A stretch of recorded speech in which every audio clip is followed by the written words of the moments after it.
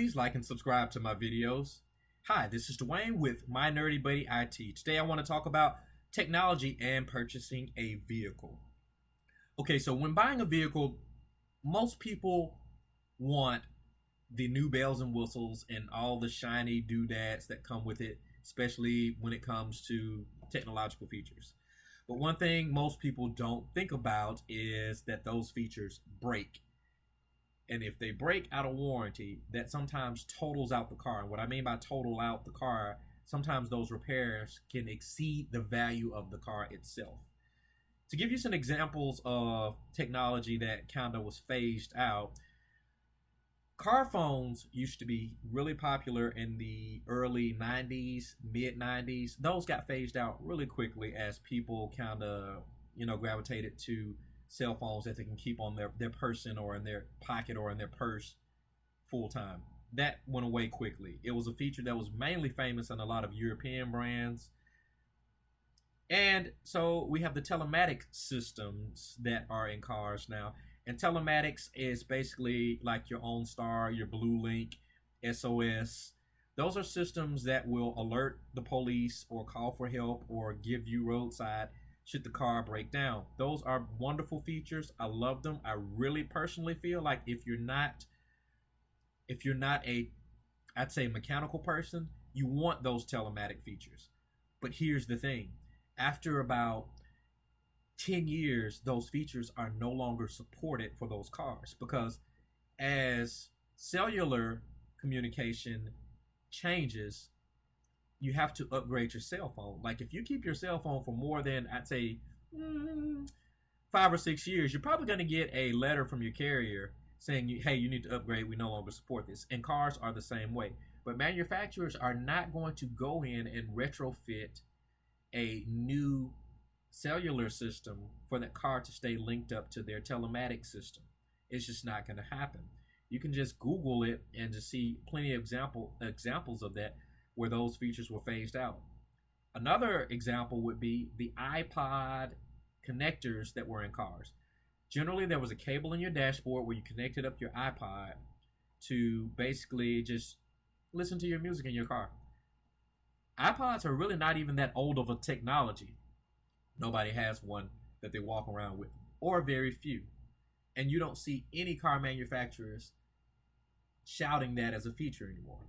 Now, features that do get a pass that I feel like are stable, that you can live with, are Bluetooth, backup cameras, to some extent Apple CarPlay and Android Play. And if you don't know what Apple CarPlay is and Android Play, they're basically Apple and Android's way of linking your phone to the car. That way it's a seamless experience. You can keep your eyes on the road. You can use a lot of the voice command features on your phone in your car. Now, examples of technologies I would try to avoid are your touchscreen systems. I know a lot of people see screens being placed in cars, even low-end economy cars or mid-size cars have a touchscreen or have a screen. But some manufacturers have set up their vehicles where you cannot touch the screen, and there's just a mouse-like contraption where you can make selections, or there is a knob that you turn and click to get things done. Namely, Lexus, Toyota, and I think some BMWs are that way. Then there are your automakers who actually have the touch screens that you can touch. My advice, if you get stuck with those cars, or if you have a car like that, stop touching the screen if you can help it. Because the capacitors on that screen actually do wear out, and it will stop detecting your touch. Also, if your fingernail gets pretty long or you poke it with too much force, you could damage the screen. And the price for those screens used range anywhere from $300 up to $6,000. I was reading an article where a gentleman was riding along with his dog, and the dog got excited and took his paw. And if you have a dog, you know what nail I'm talking about, the little side nail that comes out of the dog's paw. And the dog scratched the screen. That was $6,000 for him to repair. Another reason to avoid ultra high-end technology packages, especially if it's your first car, if your budget can barely support you purchasing a car, your budget cannot support the repair for that car. So I understand we all have to do what we have to do. Sometimes you have to purchase something you can't afford just to get to point A to point B, but it's still under warranty.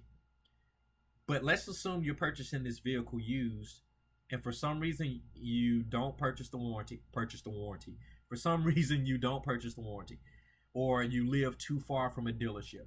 There isn't a shade tree, or very few shade trees around, that can fix those systems. A good example would be, and this is very rare and I've never heard of it happening, if an iPad dies or breaks, there are very few shops that are certified to actually fix those, or that will fix them correctly. Generally, what you would have to do is go directly to Apple and they repair it. Cars are becoming the same way today. So when you shop for a car, just purchase the basics of what you need. Now, if you're leasing a vehicle, hey, have at it.